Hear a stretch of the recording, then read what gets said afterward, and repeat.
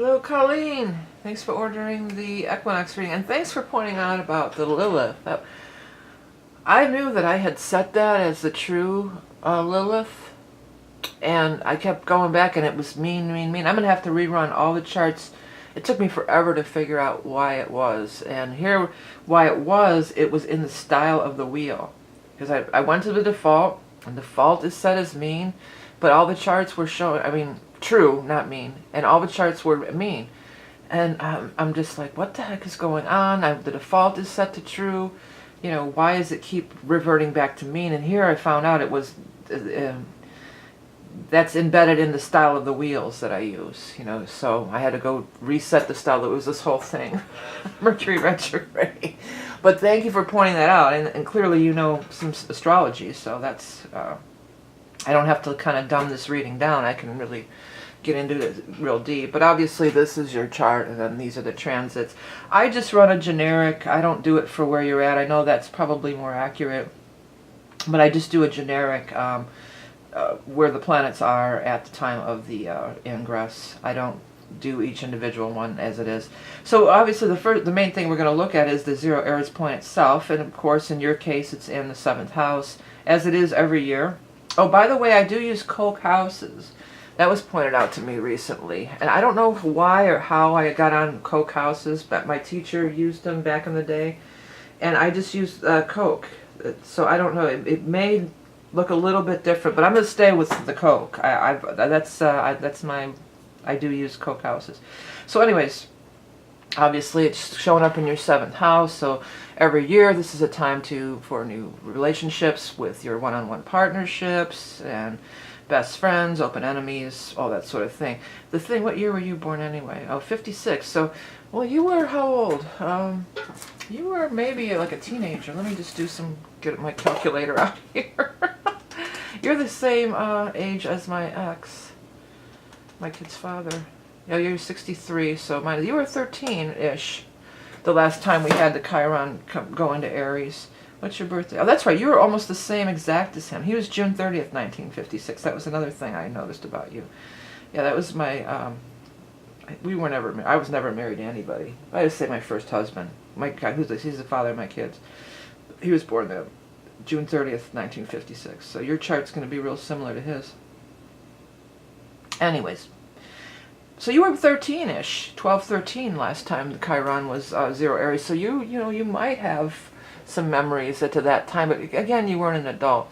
You know, that Chiron, it's of course where we beat ourselves up. It's where we knock ourselves down, beat ourselves up, where we feel uncertain, where we continually wound ourselves. You know, it's all these sorts of things. And when it aligns with anything in our chart, or it just transited over your 7th house here over the last year probably, you know, it's that time when we can really evaluate it. I look at Chiron when I do those past life chart readings too. I feel like Chiron is definitely related to not where we've wounded ourselves over and over again in this incarnation, but other incarnations as well.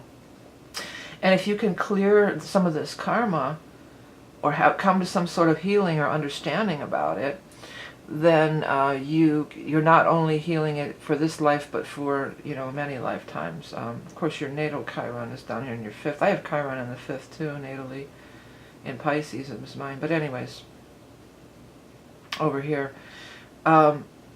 So you probably are really looking back on some of these relationships that you've had over time. Or with you, I feel like it's more the open enemies kind of a thing. I feel like for you, it's sort of like you're looking at, I mean, it could be everything. It could be definitely your romantic relationships, but I feel like there's going to be some key things that are going to come forward for you regarding some like open enemy. And from around that time frame too, like junior high school. Or something that you did. I have this one memory I can't let go of. It's so stupid, but this was like in kindergarten, and this kid gives me this doll. He liked me. He had, you know, he wanted me to be his boyfriend or whatever. My girl, you know, he wanted me to be his girlfriend. And he comes out. He goes, "I got a present for you," and it was this little doll. Remember those dolls that you squeeze and the tongue sticks out?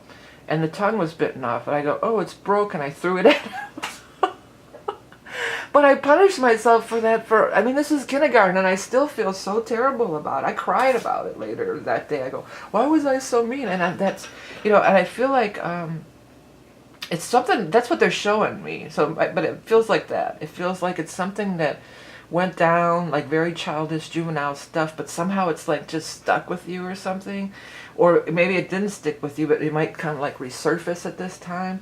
And in seventh house, maybe it was like that. Maybe it was some boy or a girl, whoever, who had a crush on you, or, one of those kind of childhood things. That's what I'm kind of vibing towards. It doesn't have to be limited to that, of course. It could be many different things. I'm sure that you're going to be looking over some of your other relationships, and you'll see patterns, and you'll have realizations. It's an opportunity to have realizations, and it's an opportunity to do something about it with the Aries energy. Now, but doing something about it, I don't know what that might be.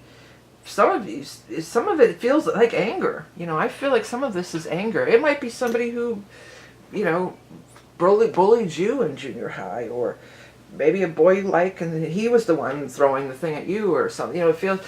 There's like this unresolved anger there going on for you, too. There's a lot of tumultuous emotions. Really, it feels like I'm getting a lot. So you're going to be reviewing that. I feel like for you too, some inner child stuff could be helpful, that, you're not that person anymore. You are a well-seasoned person now. You're not some little kid anymore. You have a lifetime of experience. You're a mature person, and, were you the one who was born in Cleveland too? I want to check your email too. I'm sorry, I'm kind of jumping around a little. We're going to get back into it. No, I don't want to see sharp A. I want to see my email, please. Just give me a second here. Sorry about this. I just want to check, because I thought that you might have been the one who was in Cleveland. Because I'm from Cleveland, too.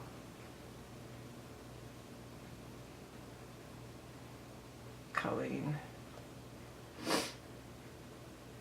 There you are. Yeah, you are. You're from Cleveland. I'm still in Cleveland as we speak. So I wondered if you were too. Yeah, I'm a Clevelander too. So that's another thing we have in common. But anyways, so back to your chart. Yeah, dealing with a lot of that. But I feel like you're coming from a place of being really empowered now. Like you're not that little kid anymore. You're not that young woman anymore. I feel like this goes even, I just saw 21, so there was times, and we all have, and plus times have changed, and it all involves with like the Me Too movement and everything too. Like it was just, we put up with a lot of crap when we were younger, because that was just, that's how things were, and we just, sexual harassment, or being, lesser than in the relationship and all that kind of stuff. Okay, so then there's also all this Piscean stuff happening at the time of the eclipse, so we're still in this Pisces mode. But the biggest being that there's this Mercury-Neptune. I mean, there's other stuff hanging around on both ends, but the Mercury-Neptune conjunction, and it's in orb with your Mars, too. I was thinking about those memories flooding through before I even realized, I don't look at these charts. I do it fresh off the cuff when I open the chart. But the Mercury Neptune, what I was thinking about, these memories flooding back to you from that era, and Mars, like you getting that could be part of this too, getting really flared up and angry about it. Of course, it's in your 6th house, so it might be more related to health. There could be a health thing for you that has roots in this stuff, this old relationship stuff, or this old whatever, the junior high school thing that I keep picking up on. There could be something going on there, like some kind of health thing that's, ongoing, and it could be, I don't want to use the word cured, but it could be relief. You could find relief through dealing through some emotion. It could be some memories flooding back to you with these Pisces, Neptunian stuff. You with the Pisces moon there, you're real psychic and spiritual too, and it being in your 6th house natally, of course, this would tell us that, your emotions and your health are tied together real strong. They're very intertwined, and that your emotional state is going to affect your health tremendously. It's also, of course, the house of work and pets and stuff like that. When I said pets, I definitely, have you been dreaming about some of these pets who have passed over? I kind of felt like that, like there's like a, and I don't think I've ever really thought of this before, but I feel like in your case you do have like a pet spirit guide or something. It's a small creature, so it might be a small dog or a cat, or maybe even a rabbit or something. It's like this little small thing. But that's weird that that would come through. You might have a dream about them. Yeah, it feels like they're still watching over you on the spirit, which is so weird. I mean, I don't think it's all that weird because I have dreams about old pets all the time. But if you read that book, what's his name? He wrote all the books about, he hypnotized all the people and their death experiences in between lives, not Life Between Lives, or Raymond Moody, the other guy. But he said that the pets go into this collective, that they don't retain individual souls on the other side, that they go into this collective pet energy, you know, that which I've always kind of questioned anyway, because I've had dreams about my pets, but I'm totally picking up a smaller animal around you that's on the other side. And for some reason it might be a rabbit, but well, Easter's coming up too. But it's that size. It's the size of a rabbit or a cat, but it could be a small dog.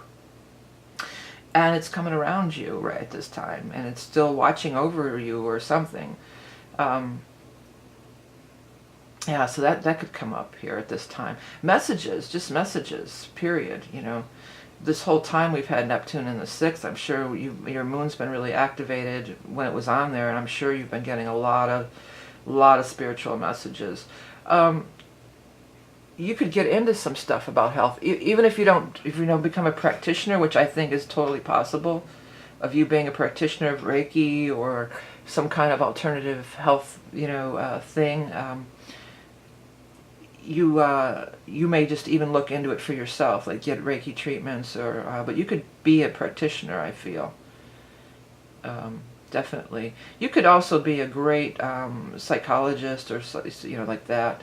Delving into people's subconscious minds, hypnotism, you might benefit from that. But that's all getting really activated now.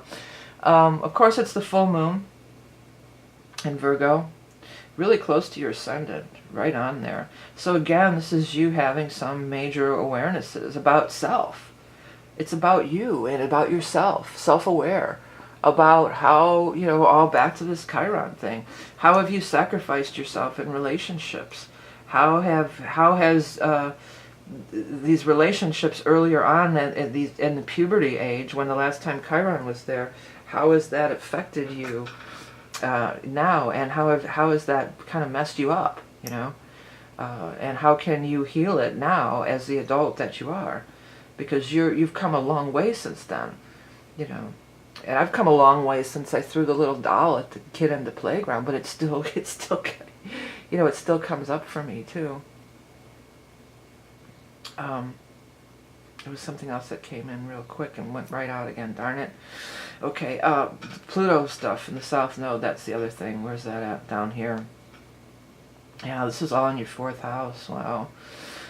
Real close to the 5th house thing, which if we did a different house system besides Coke, it might even be over the line here, but it's, it's in contact with your natal Juno and the 4th house, but of course the 4th house is the family and how you were raised, and, I'm sure, this Pluto's been traveling through there for some time now, and this whole alignment is huge, for you in that 4th house.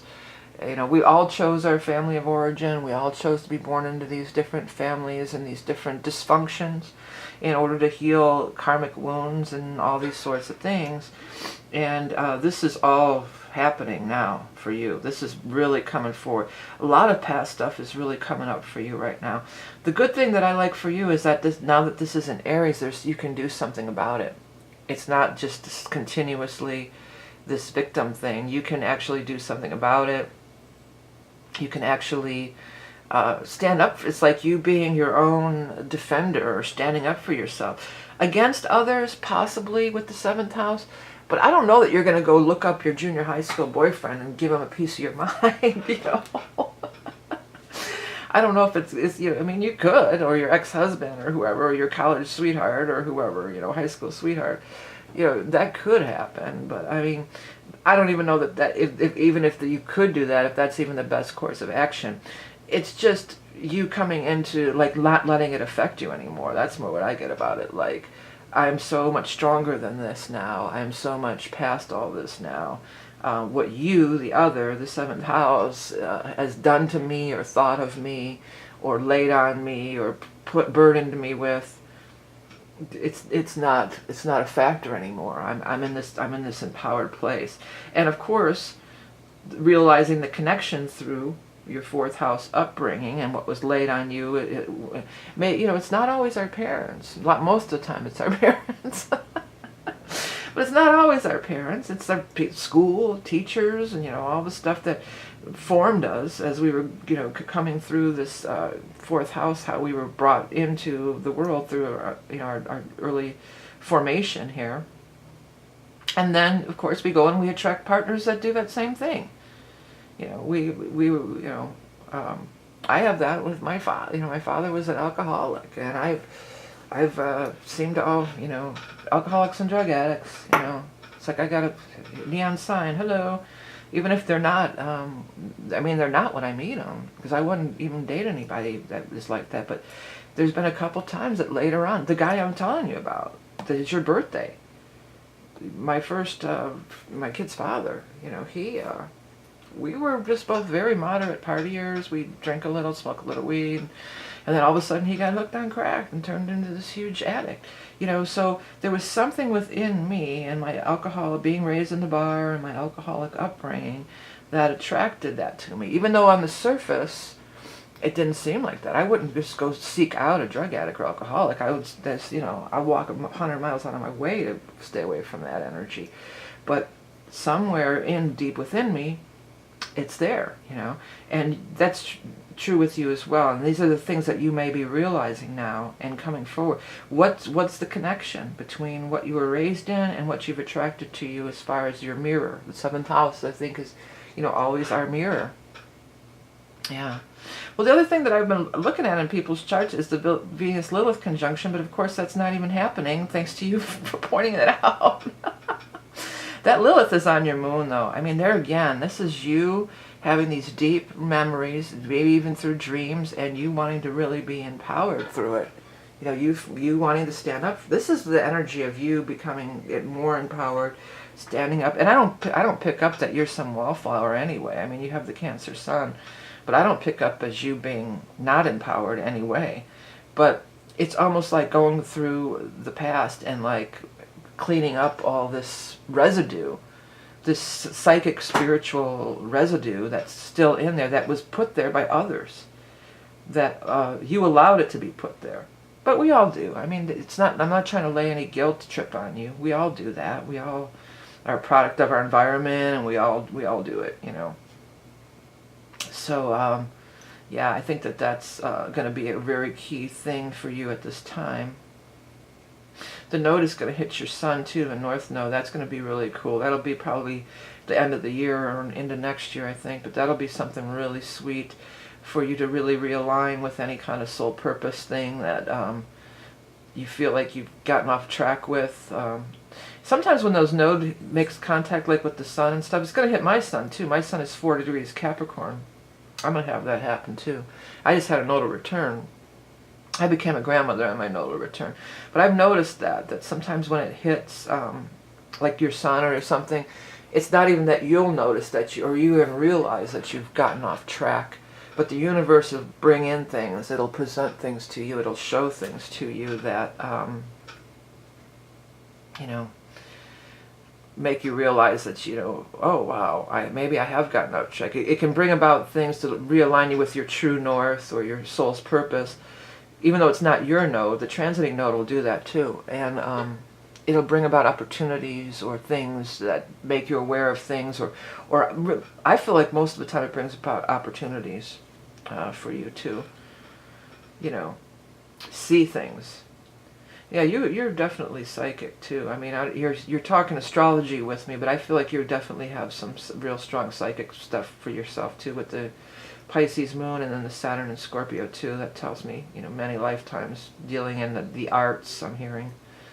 And even a little bit of the dark arts, possibly.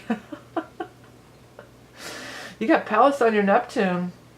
Could be some real great ideas and insights and flashes of how to make money. You know, some new, and then this node going through your 10th. You could be in for a major career change or something, or do something really different. That's very creative, insightful. I feel like cutting edge, you know, straight downloads from the universe going on here with ideas, big ideas coming through. Okay, so that is about it. That's the reading. I recommend that you watch it more than once, because usually you don't get the whole thing the first time through, so you need to probably look at it more than once. And it was really cool. Thank you for that thing with the Lilith. Yeah, the Lilith. That was such a, because I knew I had that thing set for the true Lilith, and here it was all about the design of the wheel. It incorporates its own set of defaults. So it took me a long time screwing around with that, but thanks to you, I've gotten it straightened out, and so I do appreciate that. And I'm going to have to go back and do all the charts for the year for my videos now, because they're all that old way. But that's whatever. I will. And yeah, so it was nice chatting with you, and thanks for ordering the reading, and I'll get it uploaded to you later this afternoon. Okay, thanks again. Bye.